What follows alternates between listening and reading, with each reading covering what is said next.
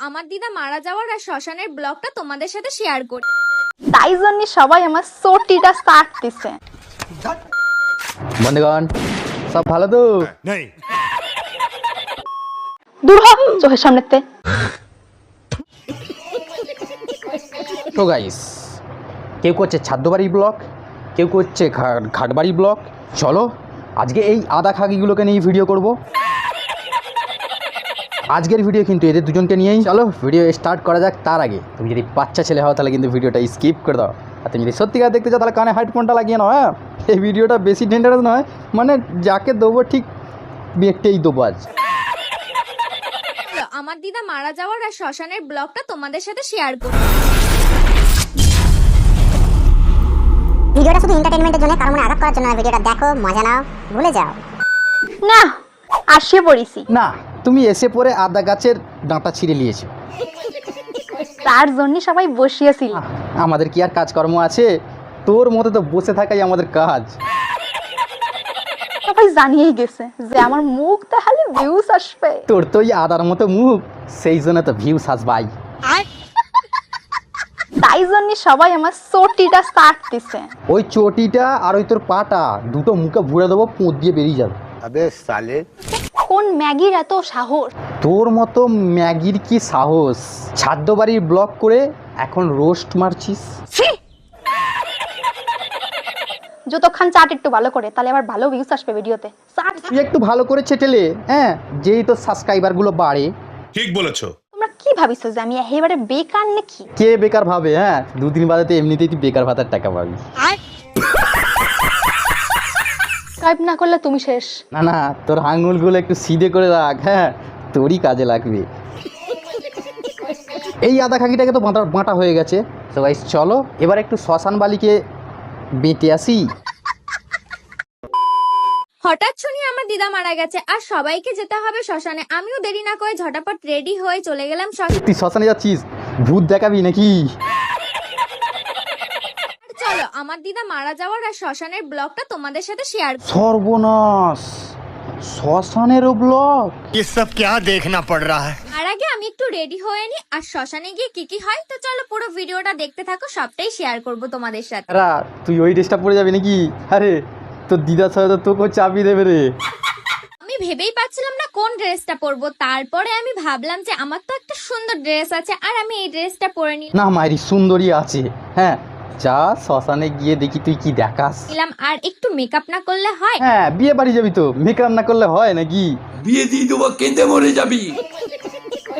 তো একটু টোনারটা মেখে তারপর ভাবছিলাম মেকআপটা শুরু করব। তো চলো মেকআপটা শুরু করতে করতে হ্যাঁ, তুই মেকআপটা শুরু কর, তারপর দেখ আমি কি করি। আমার এইটা ভেবে খুবই খারাপ লাগছে যে আমার দিদা আমাকে ছেড়ে চলে গেছে এই দুনিয়া ছেড়ে। হ্যাঁ রে, তোর দিদার সাথে তো তুইও যেতে পারতিস, তাহলে আর খারাপ লাগতো নি। আর কখনো দিদা চাইলেও ফিরে আসতে পারবে না। যাই হোক, সবারই একদিন না একদিন উপরে যেতে হবে, এইটা সবাইকে তো একদিন একদিন না যেতেই হবে, কিন্তু তুই আগে যেতে পারতিস, তাহলে আমার দেশটার একটুখানি ভাতটা কম হতো। এইটাই নিজের মনকে বুঝ দিচ্ছিলাম। তাও মনটা কেমন করছে দিদার জন্য, খুবই কষ্ট হচ্ছিল আমার। হ্যাঁ, তোর মুখটা দেখেই তো বোঝা যাচ্ছে যে তুই কষ্টটা কত পাচ্ছিস। হবে যেটা হওয়ার সেটাই হলো। আর এইদিকে আমি মেকআপ করতে করতে দেখো মেকআপটা কি হয়ে গেছে। কারণ এত টেনশন, এত কষ্ট হচ্ছে আমার দিদার জন্য যে আমি আর কিছুই করতে পারছিলাম না না, তোর এত কষ্ট হচ্ছিল ওই জন্য কষ্টতে নাচ করছিস। হ্যাঁ, আদা খাগি। ওই জন্য ভাবলাম যে একটু যেমন তেমন রেডি হয়ে ন্যাচারাল ভাবে যাই। তুই তো 1 কিলো ময়দা মেখে নিলি, এরপরেও বলছিস ন্যাচারাল ভাবে যাবি? হ্যাঁ, তাই জন্য আমি দেখছিলাম যে তাড়াতাড়ি করে যেটা করা যায় আগে সেটাই করি। আর এইদিকে আমি বুড়োটা একটু আঁকিয়ে নিই। তুই কি করে নিলি বলি? আঁকিয়ে নিলাম না বাঁকিয়ে নিলাম? দেখিস বেঁকে জানে পেছনে পেছনে বুঝে যায় না। হ্যাঁ, তাহলে তো দিদা তোকে চিনতে পারবে না। ভাবে আমি কিন্তু বেশি কিছু করছি না, আইব্রোটা হালকা করে একটু আঁকিয়ে নিলাম। তুই এবার আইব্রোটা আঁকিয়ে নিয়েছিস, এবার একটা বিয়েওয়ালা বাঁকিয়ে নে।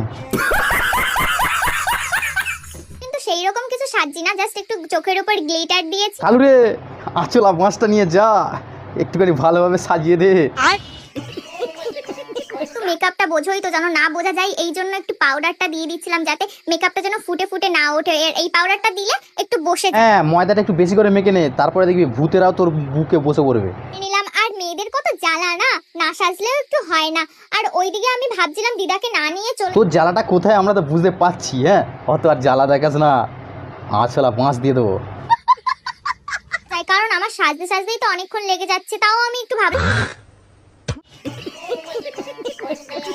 একদম সেজেছি, মানে কিচ্ছু দিইনি, না সাজলে না হয়। তো আমি কোথায় আর সেজেছি, জাস্ট একটু হালকা করে লিপস্টিকটা পরে নিয়েছি। না না, তুই তখন থেকে বলেই যাচ্ছিস যে আমি কিছুই লাগাইনি। এদিকে কুকুরে নুনু বুলিয়ে তো ঠোঁট পুরো লাল করে ফেলেছিস। এটা মারতেই ভুলে গেছি, আর সেন্টটা দিয়ে আমি ফিনিশিং করে দিলাম। দেখো মারতে মারতে আমি এতটা হ্যাঁ, সেন্টটা একটু বেশি করে পুঁদে মেরে নি যা, যাদেরকে পুঁদে লাথি মেরে খাটে তুলে দিতে পারে। আমার লুকটা দেখো কেমন, একটু পরি লাগছে না আমাকে? না দেখা ফাইনালি আমি শ্মশানে চলে এলাম, আর সবার মাঝখানে ভিডিও করতে কেমন একটা লাগে বোঝোই তো তোমরা, সেই জন্য। আচ্ছা তুই আমাকে একটা কথা বল, আমাদের কপালে কি বুক আছে লেখা আছে নাকি? হ্যাঁ, কারোর সামনে ভিডিওটা করলাম না, একটু ভিতরে এসে দেখছিলাম। আর আজকে বেশি কিছু বলবো না, যেহেতু মনটা খুব খারাপ আছে, আর কিছু বলতে পারছি হ্যাঁ, আর তোকে কিছু বলতে হবে না, আমরা ক্যামেরায় দেখে নিয়েছি। হ্যাঁ, কত লোক ছিল, বাহ বাহ বাহ, ভালোই ভিউসের ফাজলামি। হ্যাঁ ঠিক বলেছো। সো গাইস, এর মতো আদা খাগিরা তো এরকম টাইপের ভিডিও অনেক বানাবে। হ্যাঁ, আর আমাদের মতো রোস্টারও কিন্তু ছাড়বে না, একবারে বেঁটে ছেড়ে দেবে আদা খাইগুলোকে। সো গাইস চলো, ভিডিও এ পর্যন্তই। ভিডিও ভালো লাগে লাইক সাবস্ক্রাইব করে দেবে। হ্যাঁ, তোমরা ভাই এতজন মিলে দেখছো, একটু সাবস্ক্রাইব করো, লাইক করো। আর তোমরা যদি এই ভিডিওটা না দেখো তাহলে আমার ডিসক্রিপশানে লিঙ্ক আছে, গিয়ে ভিডিওটা দেখে আসো। আগের হপ্তাহে ভিডিওটা ছেড়েছি ভাই, একটাও ভিউজ আছে না, দাও না একটুখানি সাবস্ক্রাইব করে একটু ভিউজ করে দাও না ভাই। আরে চল রে কালু, বিয়ে বাড়ি যেতে হবে, সব খেয়ে শেষ করে দিল রে। খারাপ দেখেছি সব